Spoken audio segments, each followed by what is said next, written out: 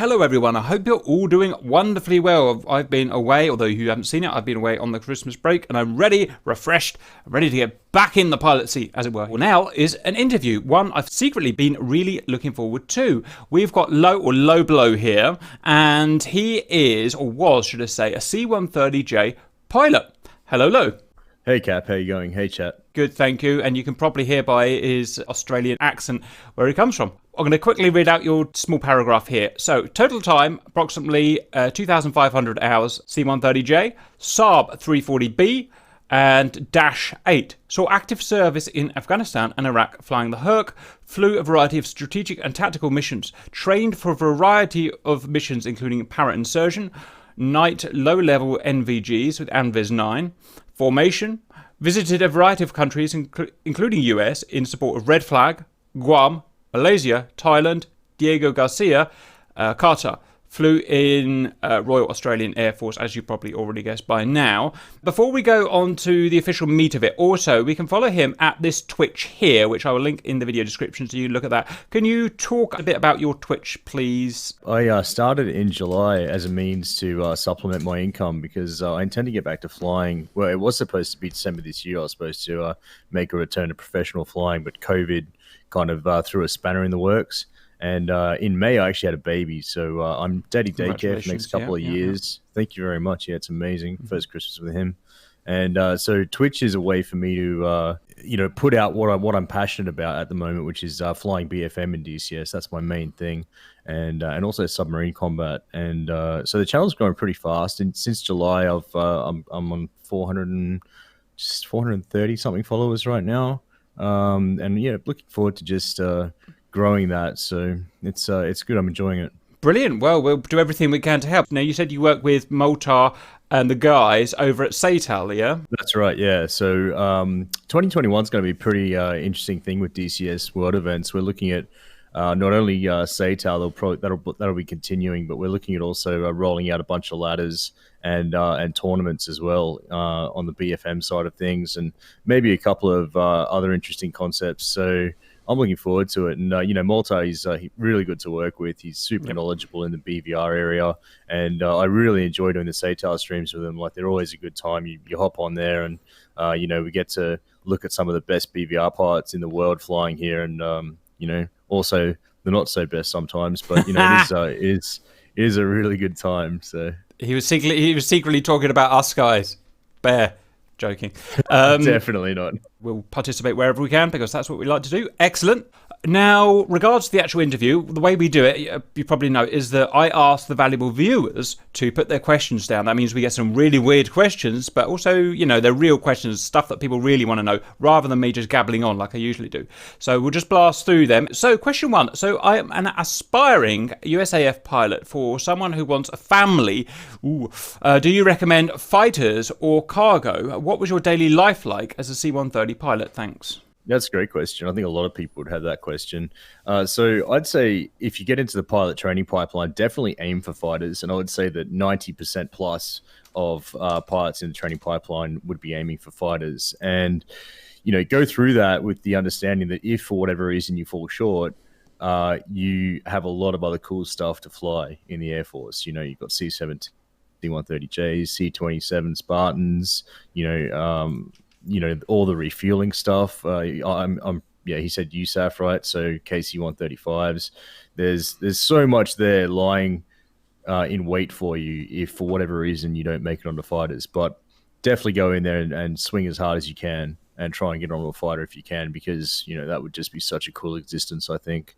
With regards to daily life as a C-130J pilot, when I was in the squadron to begin with, we actually weren't required at work if we weren't flying or we had other duties going on. So it was actually a really relaxed existence. But what ended up happening was, we were super busy with getting geared up for the Middle East, getting our tactical qualifications done, which was a really heavy training burden on the system, but also on the pilots new to the squadron going through that program.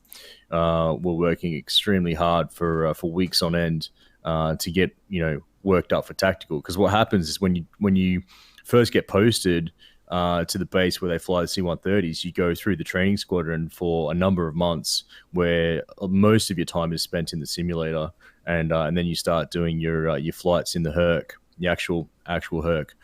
And once you pass all of that, you get sent to your squadron where you become operational. And when you first arrive, you're just a DCAT co-pilot, so you're not of that much use to anyone. And then what ends up happening is, in order to get worked up to go and do missions in theater, you need to do a separate training package that enables you to do that, and that's the tactical upgrade. And that program there is quite intensive. So for a number of months, you're learning how to fly on NVGs, you're learning how to fly in formation with other Hercs, you're doing low level nav, you're doing para insertion stuff. It's busy, and so on top of that, then you're also doing your regular strat flying missions as well around that. So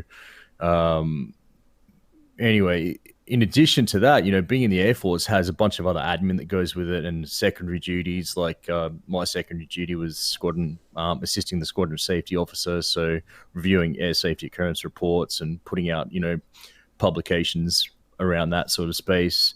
And then when you had a trip coming up, you'd have to obviously do the trip prep for that, check out where you're going, make sure you've got all your charts, make sure all the docs are in order, make sure that you're, satisfied with your level of personal prep to be able to complete that mission as well. So, but later on, they ended up changing it so that we needed to be in at the squadron for regular work hours. So I know a few people were, it's like anything, anytime there's change, everyone's up in arms about it, but that's what it ended up becoming. So, the one thing I picked out there, without wanting to step on toes, but you said that aim for the fighter pilot, and if it doesn't work out, then go to the cargo. That seems to suggest that there are lesser qualifications for being cargo pilot rather than fighter pilot. Is that a thing? Presumably, I wouldn't say lesser qualifications, but how it works in the Royal Australian Air Force is that, like, for example, on my pilot's course, we had 21 pilots start at the very beginning and 11 graduated. And out of the 11 that graduated, 2 went to fighters. So it's just, being a small Air Force, we have a limited number of fighters, and so obviously a lesser requirement for bums on seats. And so they take, the guys who performed at the absolute best during pilot's course, because obviously going through fighters is, in some regards, harder than going to transport. So, they just want to make sure that the guys that they're taking are the people who have demonstrated that they've got, the biggest level of situational awareness and the best performance through the one program that we all kind of went through. So, yeah. Roger. Yeah, makes sense. Okay, very good answer. Let's click on to what do you like most about the C-130J in particular? The avionics and the HUD. And that's what differentiates the J model from other Hercules. It's a full glass cockpit. If you can, get a picture of that for the guys and zoom in, you'll see that both pilots have a really generously sized head-up display there. I'm not sure if it's bigger than the one in the F-22 or very similar to it, but it is a big HUD insofar as HUDs go. And it really does help to enhance the situational awareness of the pilots. So the HUD, there was a number of cool things we could do with it, and part of one of my favorite things we could do with it is we could actually put a waypoint in through the FMS into the HUD, and we could put that waypoint anywhere we wanted. And so what we would do is we'd put it on the threshold of a dirt runway, for like night ops or something like that, and you could be up at 30,000 feet and know exactly where the threshold of the runway is, where you need to put your tires, and you could use that then to play it off against the FPA, the flight path angle line, which is that dashed line that you can see inside the ladder.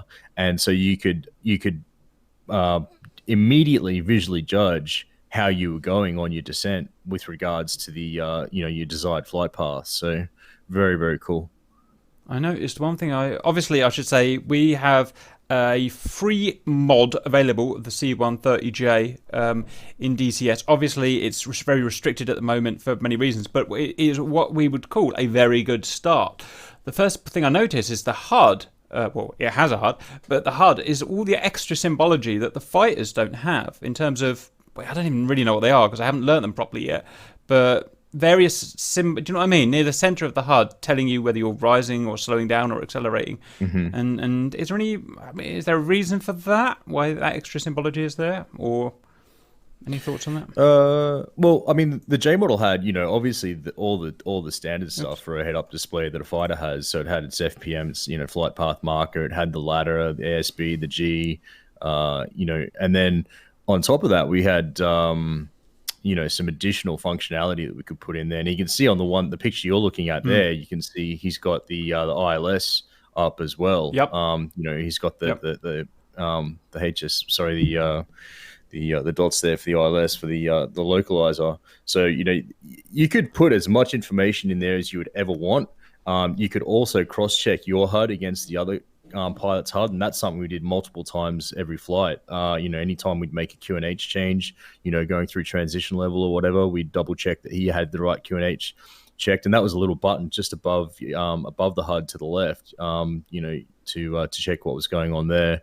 But in regards to your question, I think it's just basically a HUD with standard HUD features, which then we could add, additional functionality to help us complete the mission that we were on. So very cool.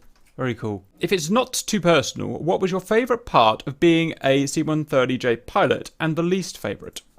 Favorite part is definitely the aircraft itself. It's an absolute beast of an airplane and extremely capable. The fact that they were able to remove 2 crew members from the aircraft and effectively turn it into a 2-pilot airplane means that there's a lot of responsibility on both of those pilots' shoulders, because it's more than just an airplane in complete strategic transport. It's a combat platform, and there can be an extraordinary amount of work going on, and you just need to be able to bounce off each other to get that job done. So it's quite a unique role, being in a 2-pilot crew in that kind of an environment where there's so much responsibility resting on your shoulders to keep the show moving.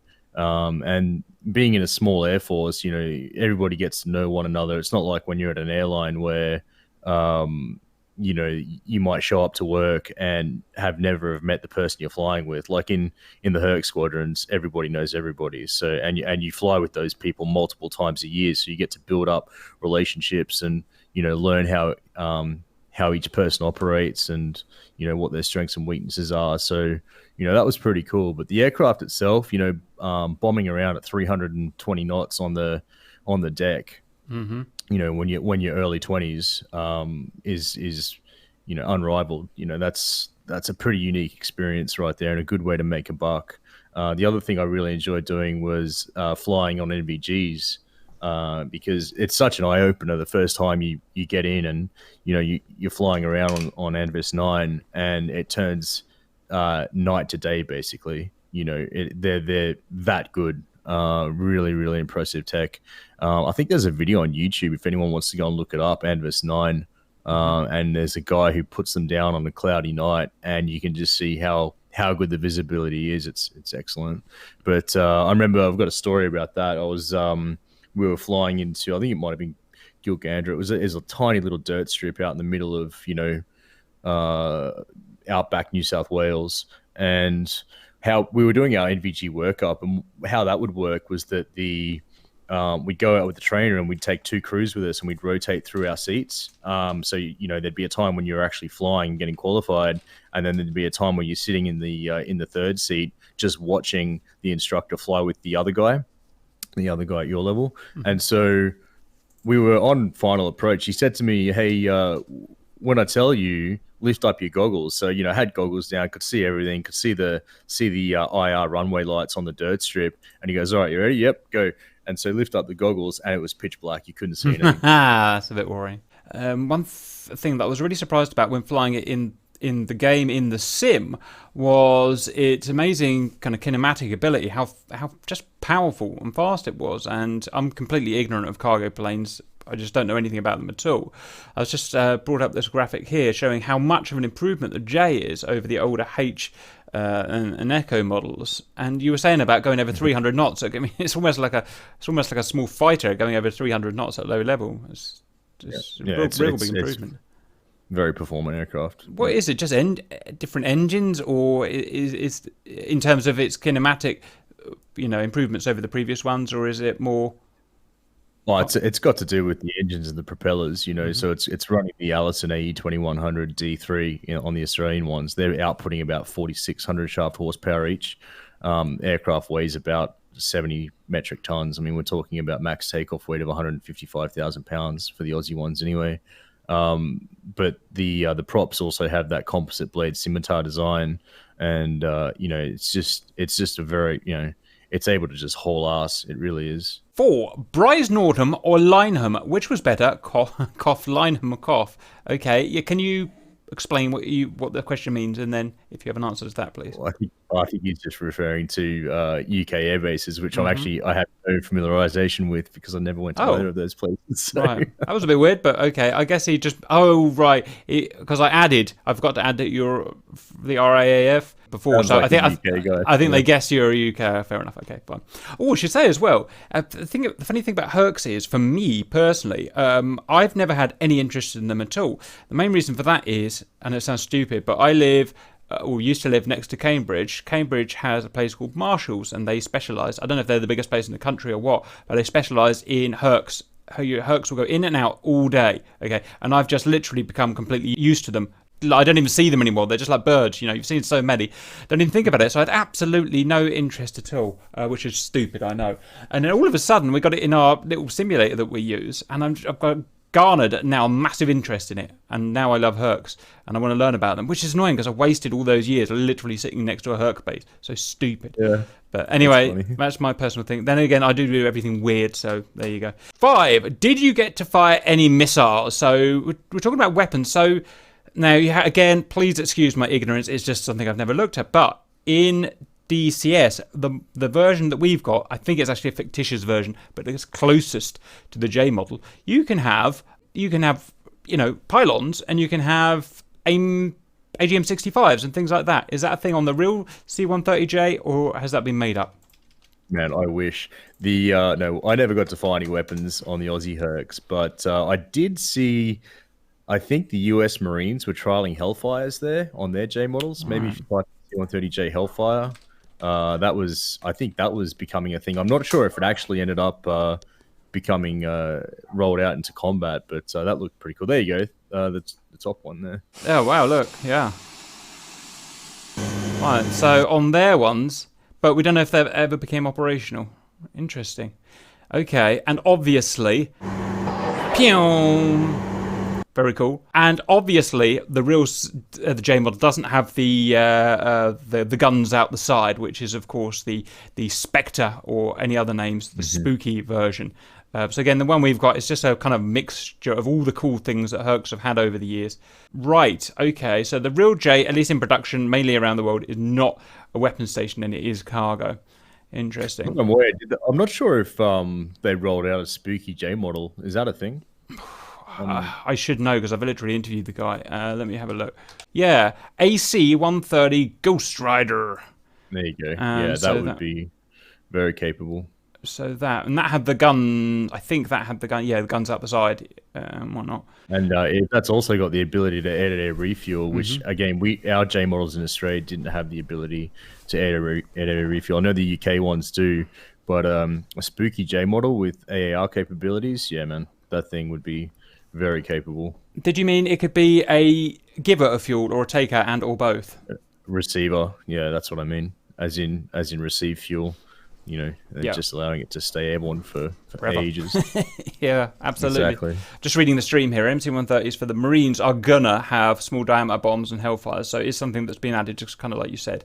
And yeah, 6-bladed scimitar props. Okay, number 6. Did you originally aspire to? We've had this one, but aspire to be a fighter pilot and wish to fly Hornets in the RAAF, or were you always set on flying transport like the Herc? Anything to add to that? Yeah, as I said, I think it's fair to say vast majority of pilots going through the pipeline are aiming for fighters, and I was no different to that. And then when you get on the J model, you realize it's just an amazing consolation prize. So, and it's not even like when you miss out on fighters, you're bummed, because what happens is at the end of once you get your wings, they do a reveal night, because what happens is you put in your wish for what you want, and then there's a big sort of like dinner, and all your instructors are there, and they've got a PowerPoint thing up, not a PowerPoint thing, like an overhead projector thing, and on the screen, so they get you to stand up, and then they say your name, and you're facing away from the screen, so your back is to the screen, and then they flash up on the screen what you get. I'm pretty sure they do this in air forces all around the world, and then you get to so everyone else gets to see what you're going to fly first, and then you get to turn around and see. That's funny. Okay, very good. What, in your opinion, is the advantage of, for instance, a Herc compared to an equivalent jet-powered? So what's the equivalent jet-powered? A C-17, or is it something else? The C-27 is a fair bit smaller than a Herc. The C-17 is a lot bigger. It's about the size of I want to say a 737.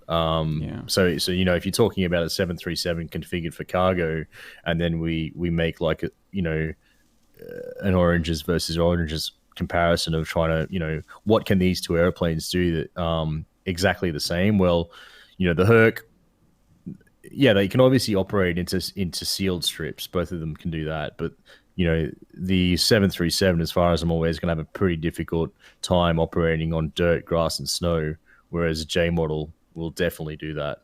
The J model can also operate on shorter strips, because it can decelerate faster than a jet aeroplane, and it can take off in a shorter distance as well. So the other thing that Hercs are really good at is they've got a really strong pressurization system, so they can actually maintain sea level to a really high altitude. I want to say, this is going back obviously quite a few years now, but I want to say 18,000 feet. And I jumped on the internet before to try and find a source for that. But in my memory, it was that we could maintain sea level pressure to 18,000 feet. Now, obviously, that's got significant benefits for patients who have suffered like a head trauma, or medevac cases, because sea level pressure is obviously best for them when they're getting transported, and the Herc has a really good ability to casevac them like that. So I don't think the 737 would be able to do the job to that level. And the funny thing about that, it's worth mentioning, is that the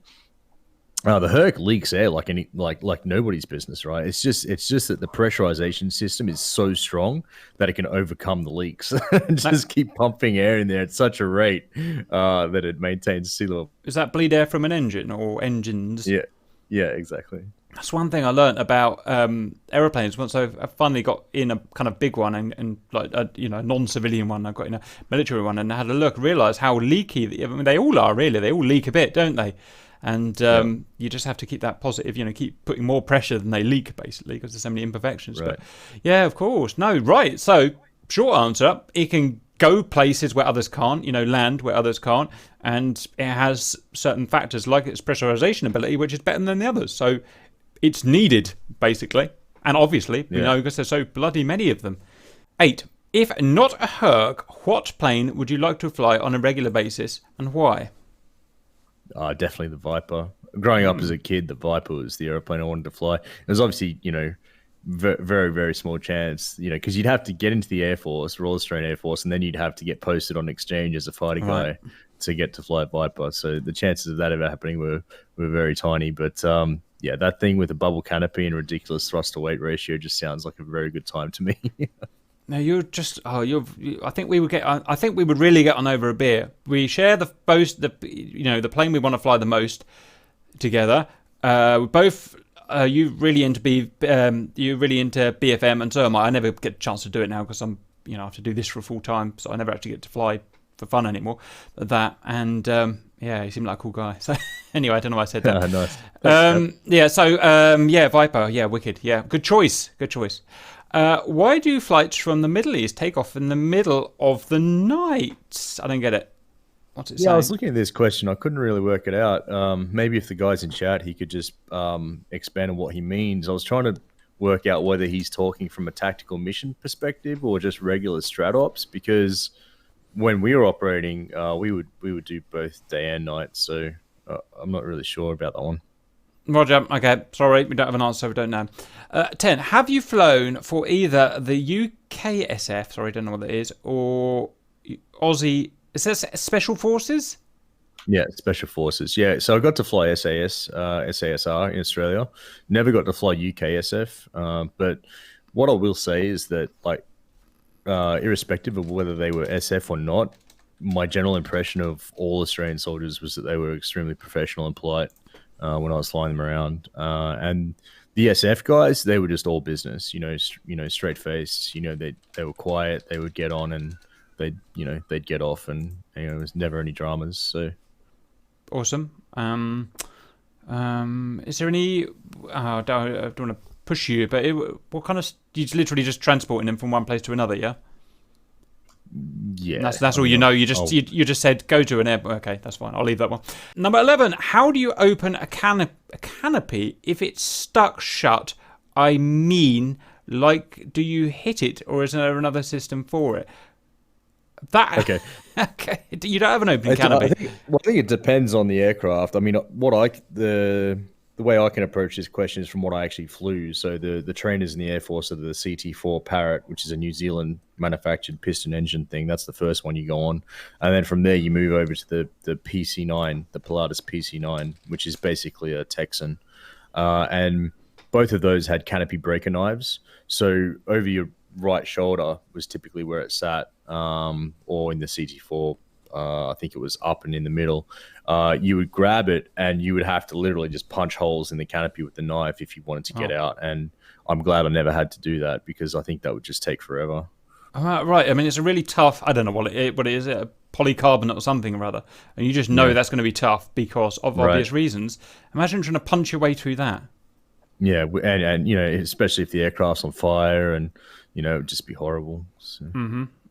Yeah, cool. And regards a kind of bubble canopy fighter pilot type thing with the modern fighter, literally the interview that's going to be shown after this will tell you how to get around that, because we asked that same question.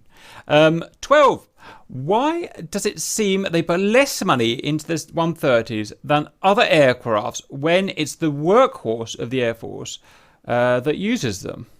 Yeah, so again, I'm not really sure that that's the case. I mean, the export price, I was looking this up, the export price for a J model is listed around about $100 million US, because I think what happens is when Air Force when they procure a platform from the US, they tend to buy parts as well, and sometimes training packages as well, which tends to inflate that price a little bit. I mean, 100 mil US isn't that much less than an F-35.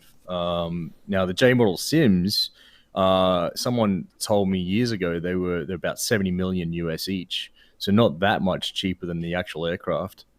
Right. Yeah. And then if you factor in, keeping and keeping crews trained to required standard for TAC training, that can't be cheap. And when we were going out and flying like tactical training sorties, sometimes we would be taking 4 to 6 Hercs out, for a few hours at a time. And, that's not going to be cheap either. So, yeah, I don't know whether that question, I'm not sure where that's really coming from, but I think, procuring and then operating a modern J model force is not a cheap exercise. Copy. 13. What missions did you fly primarily / the most during your time? Any notable moments you're allowed to share? So mostly strat, but also some pretty interesting real world ops in there. Strategic. Noobs like me. Yeah, strategic transport. Okay. Strategic transport, so just basically flying in a straight line. Yep. From A to B. But then real world ops included in 2006, I got to evacuate some refugees from Dili at night on NVGs. So what we did was we positioned into Darwin, and then in the wee hours of the morning, we made shuttle runs back and forth between Darwin and Dili. And that was cool, flying into Dili on NVGs, we're fully blacked out. Looking outside and you're seeing, tracer fire coming out of there. Not a lot, admittedly, but there was tracer fire coming up out of Dili, not at us, but then we'd make our approach in. The refugees would get on, and I remember going down the back, and there was like a little boy with his mum, and just sat with them, and gave him a piece of chocolate, and then went back to the cockpit, and it was just it's just a good, nice feeling moment, to feel like you're actually doing something. So, 14. To what extent can you say with confidence has your training for the C-130J overlapped with fighter pilot training school?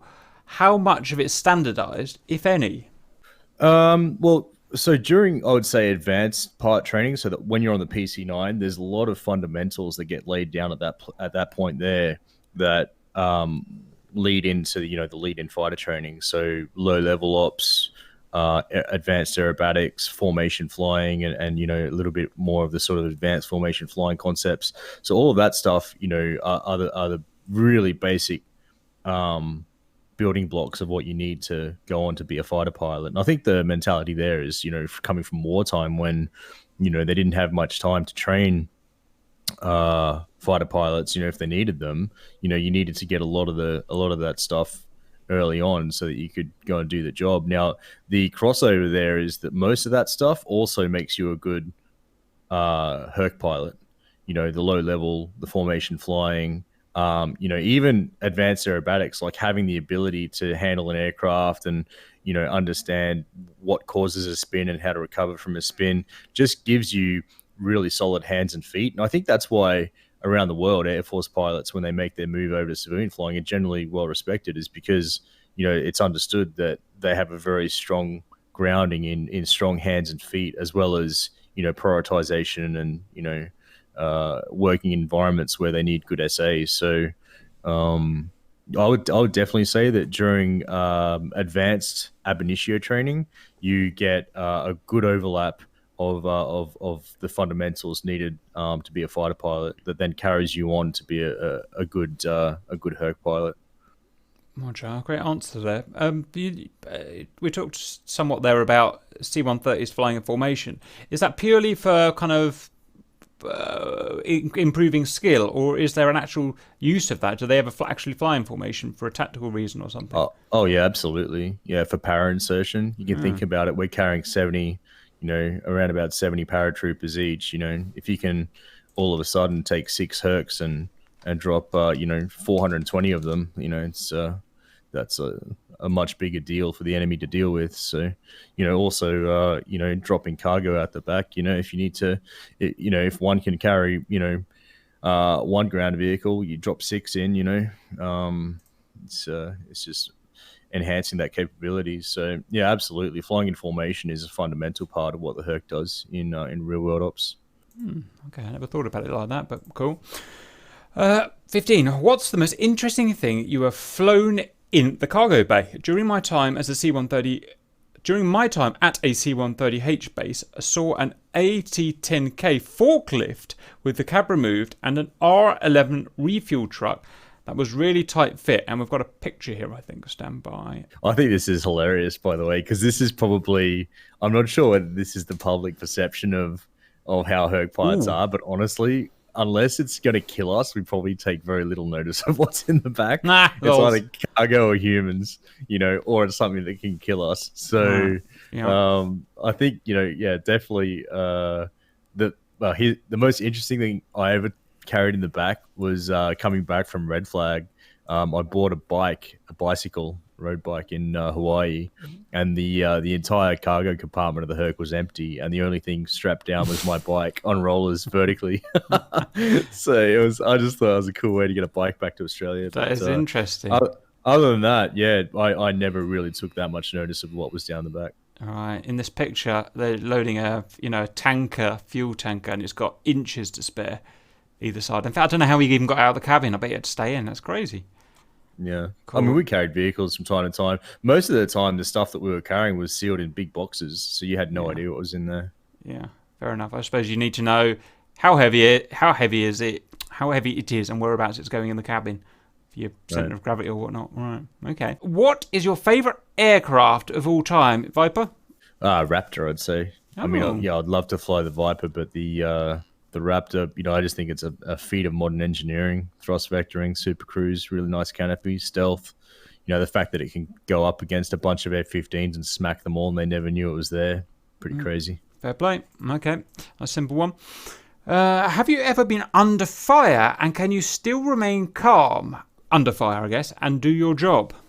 I wouldn't know if I'd actually been shot at unless it was a missile, and then we'd get a Morse warning in the cockpit. So very similar to what the A-10 gets, where you get that beeping going off because it can actually see the missile. But in terms of real life, yeah, not sure if I've actually been shot at in real life. Maybe small arms fire, but you'd never know about it. And I've got a story about that as well. But in training, yeah, we simulated being shot at.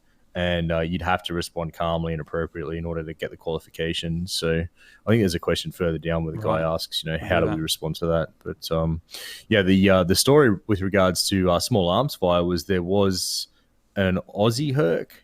It was a C-130H, I want to say. It may have been an E, I'm not sure, but I think it was probably a H, and it was in the Middle East, and it had an American contractor on board, and a small arms round entered the airframe and killed him. Wow. And people actually didn't find out about it until afterwards. They thought he was just slumped over asleep. He was actually dead. Oh, that's it. I mean, it's just a couple of sheets of alloy at the end of the day, isn't it? It's going to go right through. Wow. Okay. Okay. One of the many reasons why I could have never been a pilot. Panic under fire. That's me, all right. Is the J model capable of operating from unprepared or dirt runways and anything associated with that? Yeah, absolutely. Yeah, dirt, grass, snow, it can do it all. And like I was saying before, like it's a modern aircraft with a glass cockpit, and it's got an FMS just like Boeing jets do. So in terms of getting the right information, we'd select an RCR number. It's a surface friction coefficient number that corresponds to the surface that you're operating on. So, I tend to remember like numbers like 23, 15, something like that, depending on what the surface was. And that would then go into the mix of what the FMS needed to calculate your V speeds and your takeoff and stopping distances and all that sort of stuff. So, yeah, absolutely. Operating on unprepared strips is part of what the aircraft's good at. When doing some investigate, once we got the Herc, I did just a little bit of investigation, and probably, I don't know if this is true or not, but one of the coolest and most well-known thing was the drops at Quezon 1968, I think it was. So they were all kind of on top of a hill, and they just bulldozed the earth, as I can see on my picture here. That's a real picture. Just bulldozed the earth roughly flat, and then the C-130s, whatever models they were back then, I don't know, they would have come in and did either lapes or, actually stopped there. And sometimes they didn't even stop. They just kind of pushed the stuff out the back at 5 knots and then took off again. Mm-hmm. I mean, crazy. And then that really is, literally probably no other aircraft in the world could have done that. Yeah. Maybe the Dash 7, it's basically like a 4-engine Dash 8. That thing also has very good, capabilities on unprepared strips and short distances. But obviously it can't carry as much as a Herc can. So. Yeah. Did you ever have I don't know if this is coming up, but did you ever do any late stuff? Kind of lower level with the parachute coming out the back, or is that not done nowadays? Or Not the one where the parachute would help to extract the item, but the one where it would get pushed out and then a parachute would come out later. We did that one. So literally just pushed out. Was that low level or high level? Medium level. Yeah. How interesting. But the one where the parachute would extract it was deemed a bit too dangerous. Oh, absolutely. At that point in time. Absolutely. I guess they didn't really have much to lose, so they did it. But they had an arrestor wire, which I remember grabbed the package. It's crazy how many things could go wrong when an arrestor wire grabbing something off the plane. It's ridiculous. Or if for whatever reason it jams in the cargo compartment, but you've got a massive parachute hanging out the back. Yeah. Yeah. Right. Scary. Yeah. No. Absolutely. But during this time, Hercs were getting blown up constantly and getting shot down. So crazy loss rates, but. Amazing. Right, anyway, back on track, shall we? Is capable to operate, in fact, done. What is the engine that powers the C-130J and how powerful is it? So I'll see if I remember. It's an Allison of some variant and has 4,600 shaft horsepower? Yeah, it's the Allison AE 2100 D3 on the Aussie ones, and it's got 4,590 shaft horsepower per engine. And yeah, it's a six-blade composite prop with a scimitar design. So scimitar referring to the fact that the blades have that curved shape to them; they're not straight. So they're more efficient. Yeah, and just decreases supersonic tip drag. I think the drag from tips being supersonic. So you can run them faster, then I guess, right? Well, it's the same logic, with a swept wing. I don't know if you've ever learned how a swept wing actually gets around that problem. But by having the tips swept back, it's the same concept. Right. So you're avoiding that pressure wave, or however you want to say it, by the geometry of the thing. That's interesting. Okay. Yeah, effectively making the blade or the wing, whatever you want, think that it's operating at a slower speed than it actually is. Mm-hmm. And it's a turboprop? Question mark. Turboprop. So that means it's a jet engine driving through a drive shaft, a prop. That's right, isn't it? Exactly. Yeah. Yeah, and I guess that's good for that because it's can generate a lot of power from a very small package, I suppose, and quite efficient. Yep, that's exactly right. Very good. Cool. I don't know if this comes up later, but any idea how in your training, like what's the worst case scenario? Are you allowed to fly on 3 engines? If one goes down, can you fly on 2 engines? How does that? You could. Yeah, we would practice on 2 engines. 2 engine recoveries. So we, as part of certification or like renewal, we would do engine failure after takeoff of 1 engine, and then from time to time we would also practice recovering on 2. And it could do it. It'd just limp home, and you'd land. But that's a definite showstopper right there. You're turning around. Yeah. I mean, even on 1 engine, you're turning around and you're going back in. You're not continuing any kind of mission on 3 engines. So I suppose there's no answer to this, but it's just piqued my curiosity. If you had an average payload, if there was such things, like stuff that could be jettisoned without millions of pounds of damage, and you went down to 2 engines, would you dump the Humvees out the back or just limp home with them? No. Did you ever see that? Did you ever see that video of the 747 in Afghanistan that had the sudden center of gravity shift? Oh, and it just went down, wouldn't it? Didn't it? Yeah, yeah. I can't. That's a good case study for why you wouldn't want to ditch cargo, because the center of gravity shift, is enough for the aircraft to depart controlled flight. So I won't show it because I think civilians died, but whoops.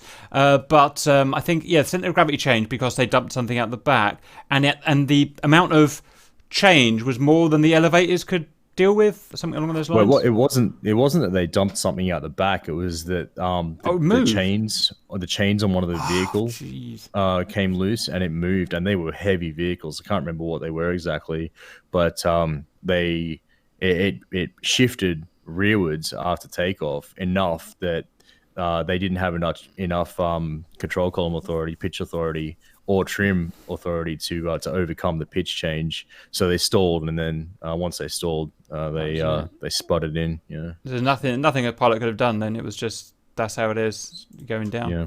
All right. Yeah, absolutely. It shows how important getting your center of gravity in, making sure everything's stowed and procedures and stuff is followed, right? Yeah. Because you're going to go down. Right. Interesting. Okay, then. Have you ever performed airdrops? I'm not sure what airdrops means per se, if it means paratroop drops or whatever. And if so, what are the limitations of such a mission? Yeah, so I think it's 250 knots for kicking stuff out the back that's not fleshy, soft and squishy. And then I think when we were dropping soft and squishy bodies, we were down around 140 knots from memory. Yep, that's what I got taught with my Herc guy in the game.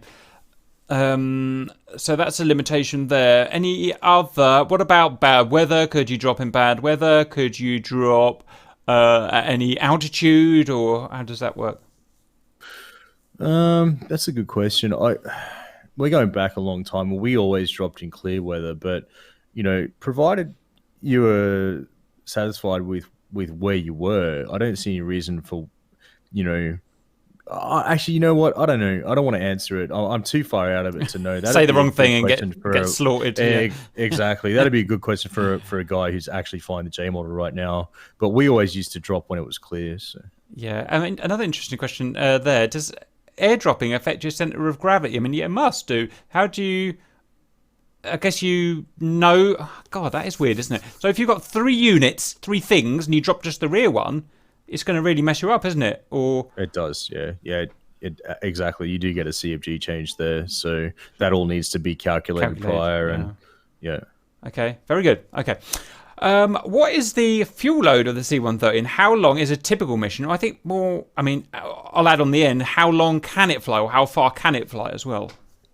Yeah, so max fuel load's around about 42,000 pounds. And we could, I think we were typically flying up around 10 hours, maybe a little bit more. Maximum range is listed as 3,500 nautical miles, but in reality, we wouldn't go near that, I don't think. I'd have to actually look back at what we were doing. But some, some practical examples of the types of legs that we were doing. So we'd fly out of Richmond, which is near Sydney in Australia. We'd fly all the way across Australia lengthways to Learmouth, and then from Learmouth we'd fly to Diego Garcia, and then Diego Garcia into the Middle East. Or if we're going the other way, we could fly from Sydney to Western Samoa to all the way to Las Vegas without any refueling whatsoever. Roger, sorry if you said this, but did you say it carried external tanks, or did I miss that completely? We didn't carry external tanks. I think the UK ones do. I've seen the US ones carry externals as well, but we never did. Roger. It doesn't sound like it really needs it, to be honest, but yep, fair enough. Okay, that's up. How many crew members do you need to operate the J model? Do you know? Well, I only know from my game, which is a pilot and a co-pilot, a loadmaster. No, it's wrong because one of the guys fires the frigging guns. I don't. Sorry. It's only 3, so you only need 2 pilots and 1 loadmaster. They did away with the flight engineer and the navigator from previous editions of the Herc. So let's just have a little think about that then. So they did away with the flight engineer, you said. Yeah, and no flight engineer, no nav. So the flight engineer would have been responsible for staring at gauges and checking the engines and stuff, and that's all done automatically now, I'm guessing, with technology. Yep. Okay, yep. And sorry, what was the other guy? Did you say navigator or the navigator? Yeah, right, we don't have a navigator on C-130J. You've got a big clever EGI GPS or something now, I suppose. You just don't need it, right? FMS, moving map. Yeah, exactly. It's all exactly what you need. So that's what I was referring to before. Is that all of a sudden you've gone from a crew of 5 down to a crew of 3, and really, a crew of 2 when you think about it, for the guys who are actually responsible for flying the airplane around. So, that's going from 4 to 2. So you have the flying component of the crew, so to speak, but do the same, if not more. And that's just all due to technology. Now, the interesting thing worth mentioning there is, you spoke about engines and the lack of a flight engineer. I mean, the J model, if you know anything about turboprops, you know that civilian turboprops, like the Dash 8, Saab 340, other stuff like that, has condition levers. So you've got your throttles, or your power levers, they're called in a turboprop, and then you've got your condition levers. Well, the J model doesn't have any condition levers at all. It literally only has 4 power levers. If you pull that up, so it operates like a jet airplane. You just have four levers, and it's forward to go and backwards to stop, and that's all you have to worry about. Everything else is taken care of for you. So that's a really interesting point, because when we fly out in our sim, the one thing I was shocked about is how simple the cockpit is. Bearing in mind this is a big multifunctional beast with lots of systems on board. If you go I went in the cockpit of a Nimrod not too long ago, which is a similar sort of size aircraft, and it is hundreds and hundreds and hundreds of dials and switches, and you're never going to learn them, And then we went in this Herc, and I thought, this can't be realistic. It's just got a kind of an MFD there, an MFD there, a hub there, and some dials there, and 4 levers, and that's it. But it looks like it is, and that is because of the modernity and the technology, where it's just that stuff isn't needed now, I guess.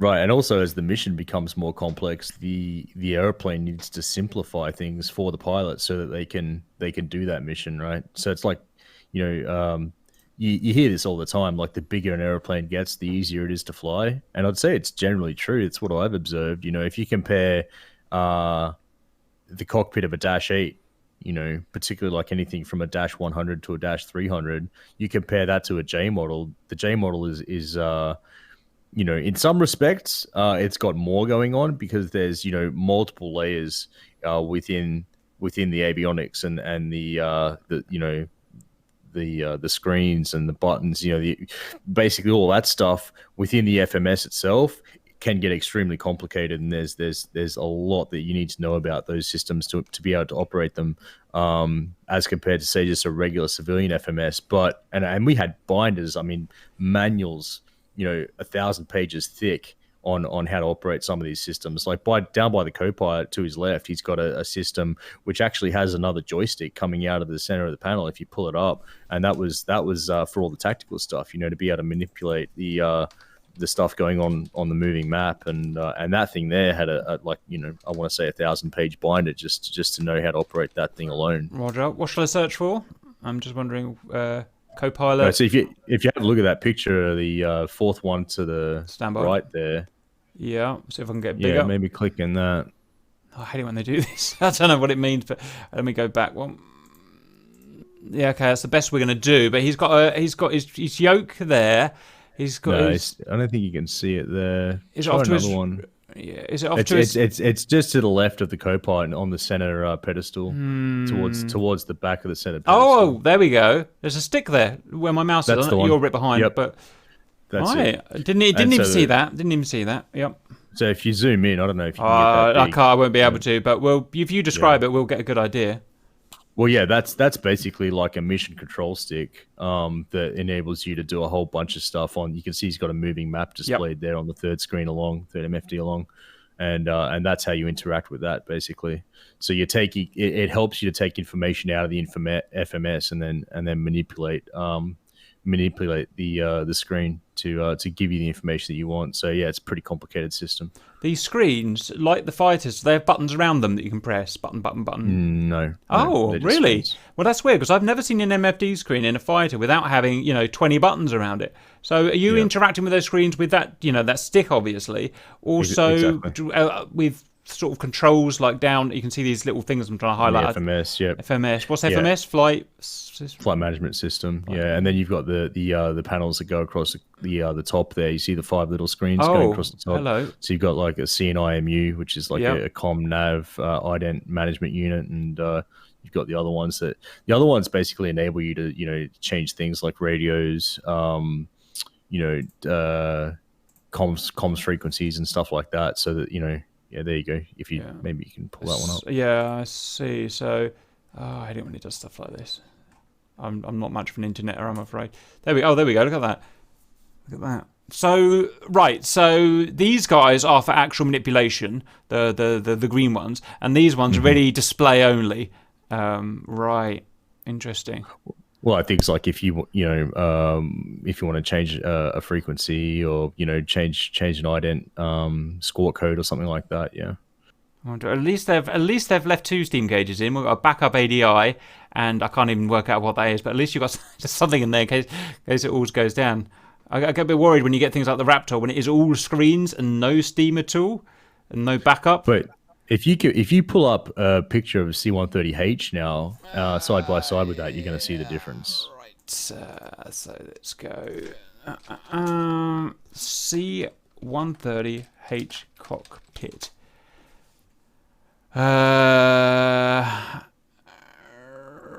Images. Well. Oh, here we are. I saw those screens. Wow, there we go. Wow, now that when I was talking about the Nimrod being just 1 million dials and gauges, if we can go in there. Look at that. And then we go over to this modern one. Well, I was going to flick between them. Oh, I don't know. It's going to be a bit awkward, but there you go. So that's what I remember as an old kind of British cockpit. So you've got 4 throttles and 4 conditioning. What are they to do with the prop? Condition levers. I think I'm right in saying, as well as this big. Well, it's RPM, but it also puts the props in a ground mode as well. So there's a flight mode and a ground mode. Whereas in the J model, and this is why I'm getting confused because there's the J model takes control of all of that for you. So when you drop the props over the gate, they go into a ground beta mode, and then as you advance them, they go into a flight mode. Whereas condition levers are required in a civilian aircraft to do the same thing. So. Yeah, and I think I'm right in saying, as well as all this stuff here, if you go backwards with the flight engineer, you got another big bank of instruments, haven't you? I don't know what, but oil pressure. Well, there's a whole other station. Exactly. To the back to the right there. So. Yeah, which has been deleted now, right, in the J? Yeah. Yeah, very interesting. Right. Well, that shows progress, I suppose. Right, let's kick on anyway. So the answer is, we segued a bit. The answer is you can basically do it with 2, or if you want to carry stuff, a third load master, I suppose. 23. How long is it taking to start the plane from cold and dark, and how long after landing to stop the plane and shut down? Longer than you think, because in the J model we had a mission data card which we'd bring out sometimes, and that would have the waypoints, which would then populate automatically into the FMS. So with the mission data card, if it didn't work, all of a sudden you found yourself in a situation where you're having to manually enter the waypoints, and that process could take quite a while. You can imagine having to do that in a Viper. Is that long? DCS. Yep, that long. Yeah, or you would put, with reference to a particular nav waypoint and a distance. So, if your MDC worked, yeah, it could be quite quick. But if it wasn't working, and then all of a sudden you had to go in, and then you had the other pilot having to cross check what you'd put in the system, then that all of a sudden slows down that whole process. But I want to say like 20 minutes, something like that. That's not too bad. I've heard. Yeah, okay, yeah, actually for startup, okay, that makes sense, yeah. Fine. Can you please tell us an interesting story from your deployment that you will remember for life? Yeah, let me see. I've got my little cheat sheet here. I wrote some stuff down before. Which question are you on? I am on 24. 24. Yeah, okay. So when I was operating out of Afghanistan, I remember looking out the side of the aircraft and seeing I was passing like 15,000 feet, and there were mountains higher than me. So that was pretty cool to see. But wow, that's weird, man. Okay, very good. 25. Is the plane still capable of flight if an engine quits? And what about if you have cargo on board? So we've kind of covered this, but anything else to talk about on that? No, I think we've already covered it, haven't we? Well, so we wouldn't really ditch cargo, and as I say, we practice single and double engine failures. We never practice triple engine failures. I think if you're in a Herc and you've lost 3 engines, you're going in. So. Yep. Okay. 26. Are you a fan of DCS? And well, we know. And if so, what is your favourite module presently or coming out?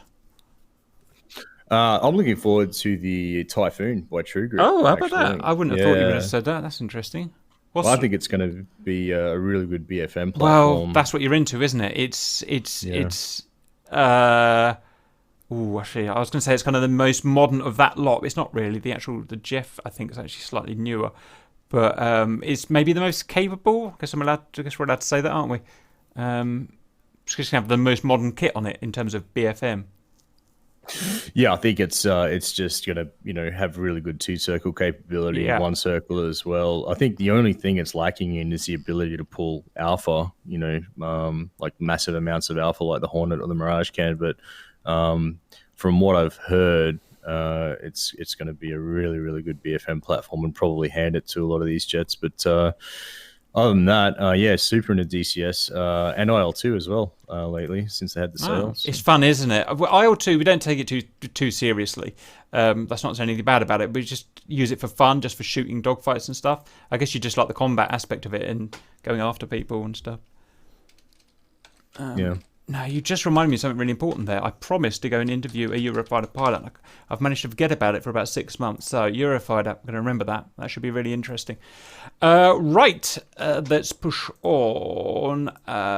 Is the C-130 capable of rocket-assisted takeoff? And have you ever performed one? Negative. What would be? Is the J model capable of that?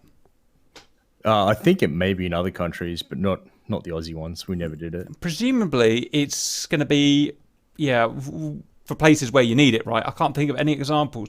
I think any good examples. I don't know. Anything else you know about the rockets? of interest? I just don't know enough about it. No, I never really looked into it. And I've never seen one. I'm sure there'd be some guys in chat who know more about it than I do. Yeah, I have actually seen one at an air show with them on, or fake ones, but obviously they didn't actually fire them, so I've got nothing of any interest. But needless to say, it's there if you need to get up very, very quickly in a very short amount of time, or you're very heavy. So that's what that's for. Yeah. Okay, fine. Chat, let us know if you've got anything extra with that.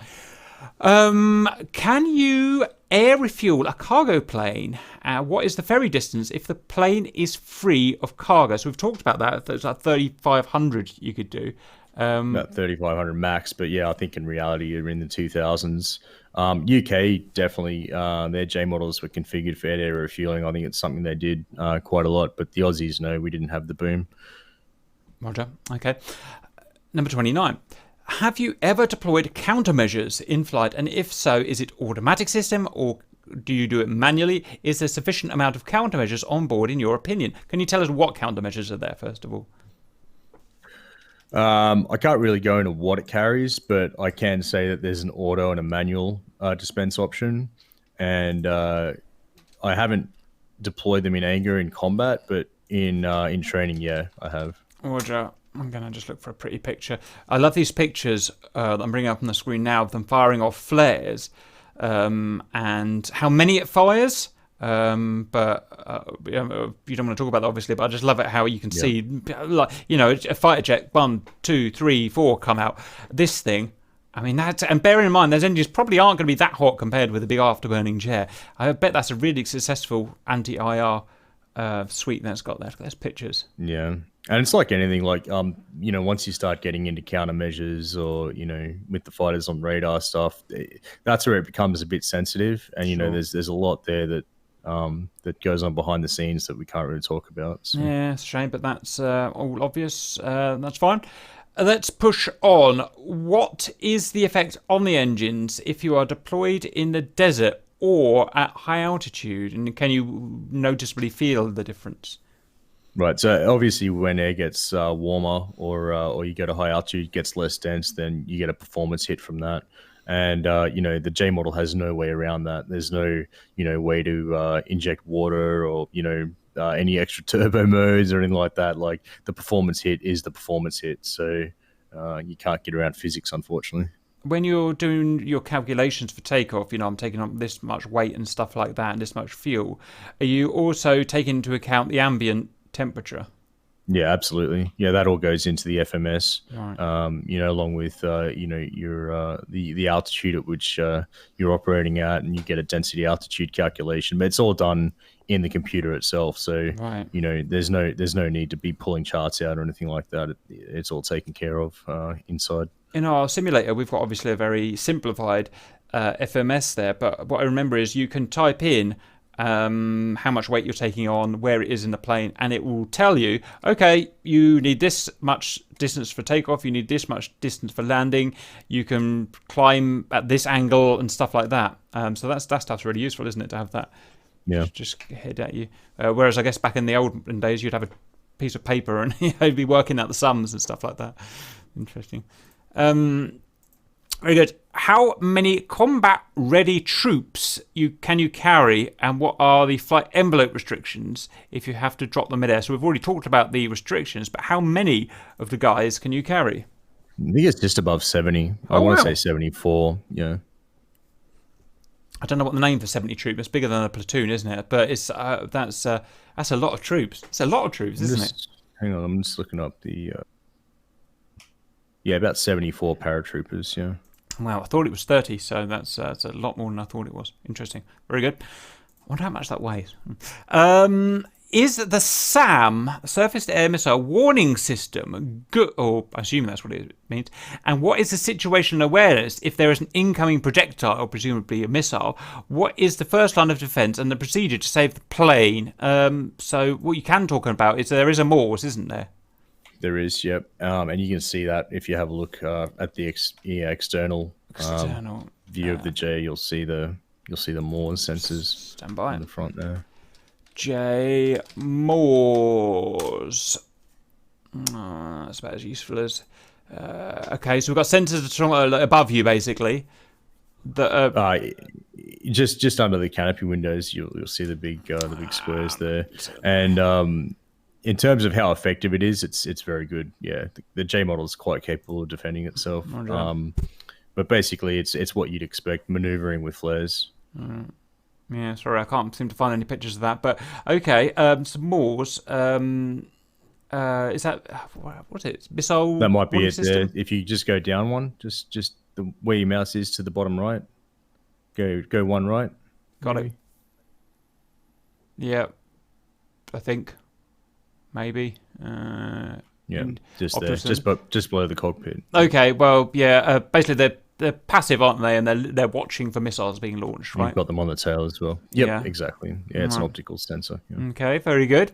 I'm sorry, what's the question? Situational awareness. So yeah, that's it. It's going to tell you, presumably, if it's like ones I'm aware of, there is a missile coming. It's coming from this angle. Do something, right? Yeah, exactly. Yeah. Again, I won't go into exactly how that system works, but yeah, it's very capable. Okay, very good. Is the 130 an easy plane to operate compared to the other ones you have flown? That's an interesting question. Yeah, I'd say it's, in some regards easier. Like I say, because it's only got power levers, doesn't have any condition levers. You know, the information, the way the information is presented to you is very logical. It's very easy to understand. You know, it's modern. You know, where it becomes complicated, as I say, is you know, having the in-depth understanding of the FMS and then the other systems, the combat systems around that, and the layers that go into that, and knowing what's where, so you can get to it quickly when you need to. You know, and that's where all the study goes into, and you know, the training for the tactical upgrades and stuff is to get you to a point where you're not having to think about that stuff anymore. It becomes a bit second nature. So in terms of the J model being easy to fly, I'd say for what it does, it's definitely easier to fly than, say, if you tried to take, like, you know, a Dash 8 with 4 engines, which is a Dash 7, and try and do the same job. I imagine that would be quite a bit harder. I mean, you'd have significantly less situational awareness doing it. Roger. Okay. Which type of missions require low-level flying at night, and do you have some sort of terrain avoidance radar or system, or is it just night vision? It has a GCAS, just like a modern jet does. So it's got a ground collision avoidance system, which will, you know, it's got all the modes. I think what GCAS has about 7 modes from memory.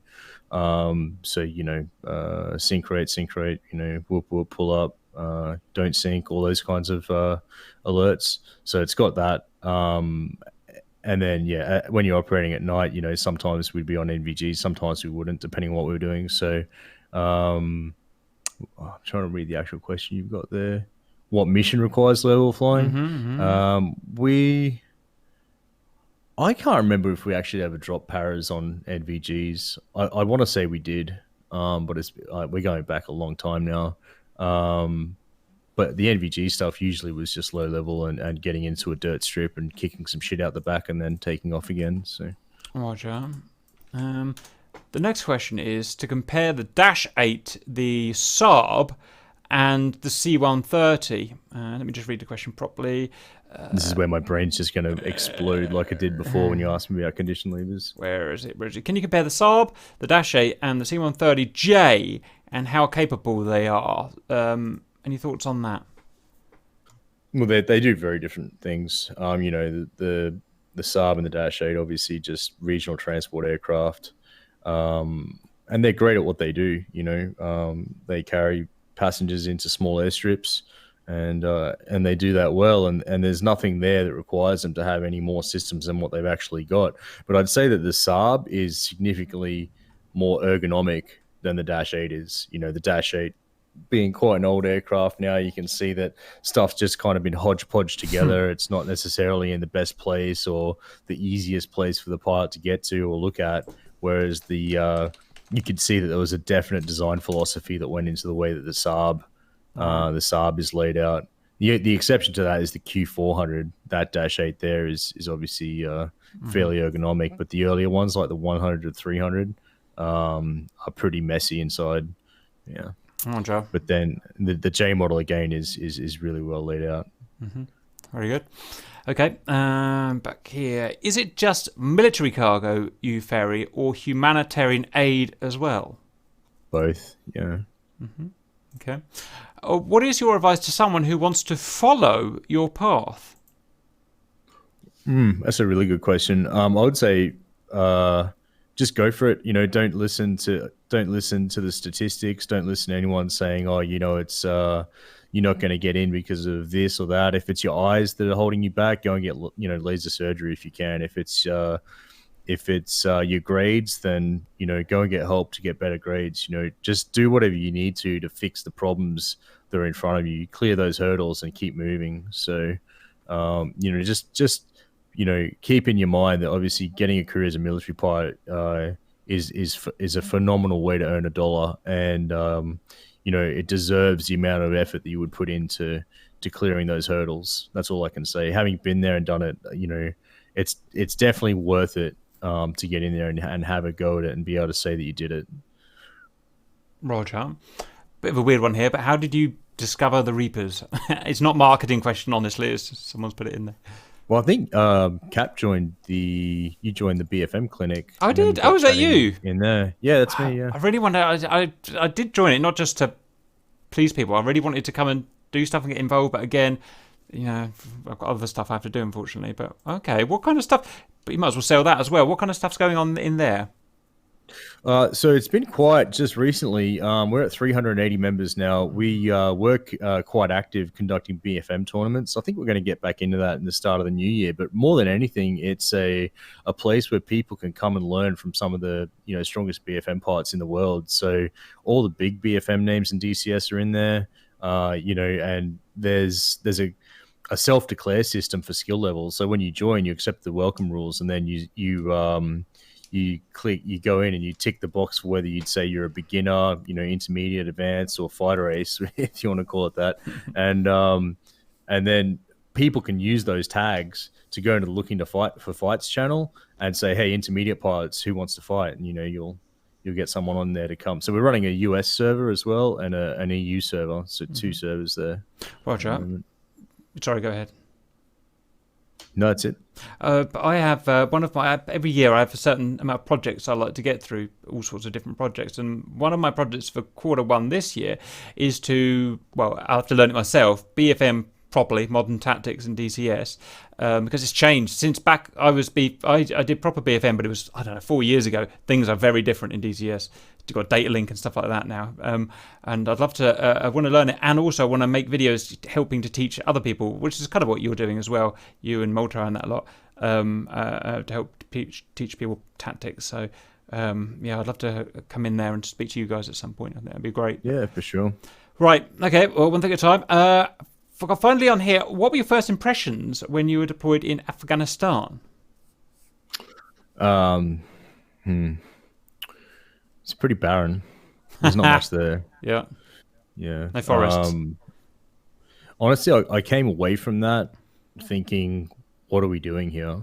Because without getting I don't want to get political about it, but honestly, I think that there's a lot of money being spent over there, and it's like you go and occupy a hill, right? And then you leave the hill, and all of a sudden the hill gets taken back over because you can't sit on the hill for eternity. You know what I mean? Mm-hmm. Yeah. Not that occupation's the name of the game, but I just feel like it's a war that's never going to get won.